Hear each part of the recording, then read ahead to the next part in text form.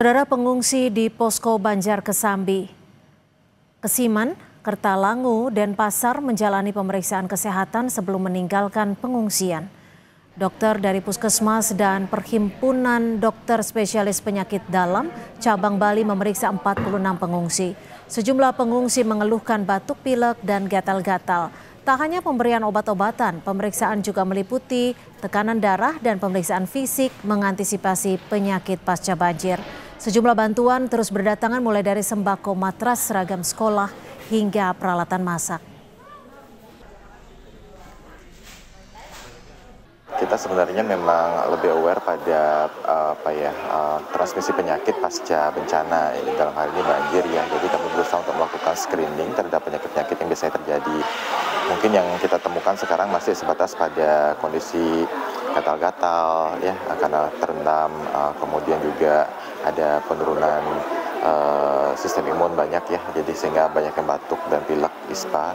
Tapi yang memang kami khawatirkan sebenarnya kan juga ada penyakit yang namanya leptospirosis atau penyakit kencing tikus itu yang cukup berbahaya, terutama wabah yang biasanya terjadi pada kondisi-kondisi pasca banjir. Hujan deras yang terjadi sejak Selasa malam 9 September menyebabkan sejumlah wilayah di Bali terendam banjir. Ini menjadi banjir terparah yang dialami Bali dalam 1 dekade terakhir. Menteri Lingkungan Hidup Hanif Faisal Nurofik menyebut alih fungsi lahan yang terjadi sejak 2015 sebagai faktor utama rendahnya tutupan hutan di sepanjang daerah aliran sungai di Bali. Akibatnya, bencana meningkat. Bahwa kita ada das ayun ya, das ayung itu bawahnya ada 4 das, ada das Mati, das Badung, das Sungai Padu, sebetulnya ada 1 das lagi, itu semuanya hulunya das ayun. Jumlah totalnya 49.500 sekian hektar. Kemudian dari 49.500 hektar itu yang ada pohonnya hanya sekitar 1.500 hektar atau boleh dikatakan hanya 3%. Gubernur Bali Wayan Koster membantah penyebab banjir di Kota Denpasar, Bali akibat masifnya alih fungsi lahan. Koster menilai alih fungsi lahan lebih banyak terjadi di wilayah Badung dan Gianyar. Namun ia sudah mengambil langkah tegas terkait pembangunan dan alih fungsi lahan di Bali. Alih fungsi lahan kan di Badung, di Gianyar. Di Badung kan di daerah-daerah Kuta Utara. Ini hulunya kan jauh. Ahli tata kota Universitas Warmadewa, Putu Rumawan menilai perencanaan mitigasi bencana dalam tata ruang perlu dilakukan untuk mengantisipasi banjir serupa. Jadi di daerah hulu banyak dibangun tempat-tempat seperti itu, termasuk juga bangunan-bangunan yang bentuknya masif seperti villa. Itu menyebabkan bahwa ada perubahan cara alam meresap air. Tidak seperti dulu. Misalkan mereka air yang diresap itu tersimpan oleh akar-akar pohon. Sekarang banyak dirabas hutannya. Badan Nasional Penanggulangan Bencana mencatat lebih dari 120 titik banjir yang menerjang 7 wilayah administrasi di kabupaten kota Provinsi Bali.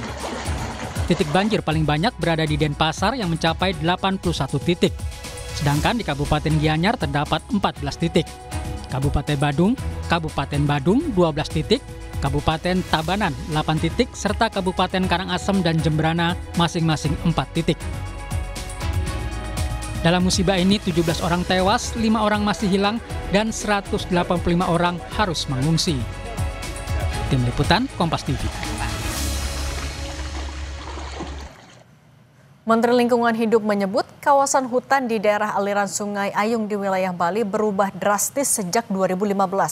Dari sekitar 49.500 hektar hutan yang berada di sepanjang daerah aliran Sungai Ayung, kini lahan yang ditumbuhi pepohonan hanya tersisa sekitar 1.500 hektar atau 3%. Apa upaya Pemprov Bali memperbaiki kerusakan lingkungan ini? Sudah ada jurnalis Kompas TV, Jipayana Putra, dan juru kamera Kadek Santosa. Jipayana, selamat sore. Hari ini informasinya Gubernur Bali menggelar rapat. Apakah solusi penanganan lingkungan juga dibahas? Baik, selamat petang Cindy dan saudara. Memang benar, saat ini pemerintah Provinsi Bali tengah melakukan rapat koordinasi bersama OPD dan instansi terkait adanya perbaikan atau restorasi yang akan dilakukan oleh pemerintah Provinsi Bali terkait mengecilnya lahan hutan yang ada di kawasan Sungai Ayung, di mana saat ini kawasan Sungai Hayung lahan hutannya hanya tersisa 3% dari jumlah sebelumnya. Namun rapat yang dilakukan oleh pemerintah sendiri belum bisa kami pantau mengingat rapat dilakukan secara tertutup dan kami hanya bisa melakukan pemantauan hanya di depan kantor Gubernur Bali, Cindy. Tapi sejauh ini bagaimana keputusan dari Pemda soal larangan alih fungsi lahan, tata kelola lingkungan setelah adanya bencana banjir ini?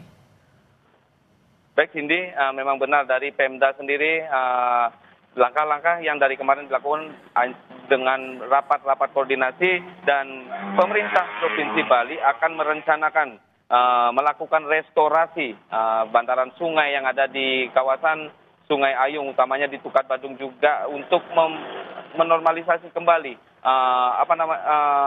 lahan hutan yang ada di kawasan tersebut, Cindy. Kalau soal dampak pariwisata, ekonomi, kesehatan kepada korban, itu juga sudah ada kebijakan yang diambil? Baik, memang benar.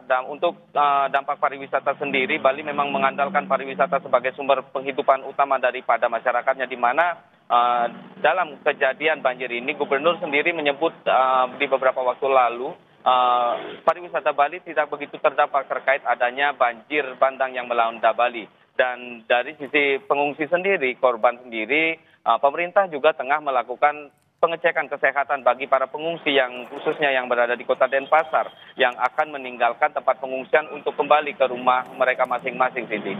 Baik, terima kasih jurnalis Kompas TV Jipayana Putra dan juru kamera Kadek Santosa. Selamat bertugas kembali.